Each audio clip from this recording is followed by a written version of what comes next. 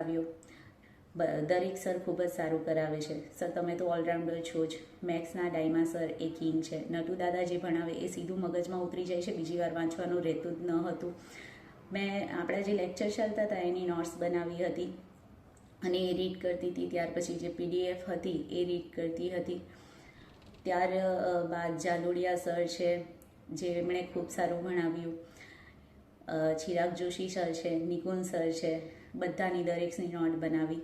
જ્ઞાન live is best. મારા માનવા મુજબ જેમણે બી શિક્ષક બનવું હોય એમણે જ્ઞાન લાઈવ જોઈન કરવું જોઈએ. હું 100% કોન્ફિડન્સ સાથે કહી શકું છું કે જ્ઞાન લાઈવ ઇઝ ધ બેસ્ટ.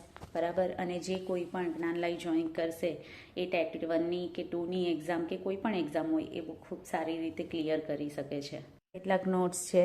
આ સર આપણી બુક્સ છે જે તમે ભણાવતા હતા તે મેં આ રીતે, તમે કહેતા હતા કે આ મોસ્ટ IMP છે, તો હું આ રીતે એને અંડરલાઇન કરી અને લખી લેતી હતી. આ મારી ઇંગ્લિશની નોટ્સ છે, બરાબર છે.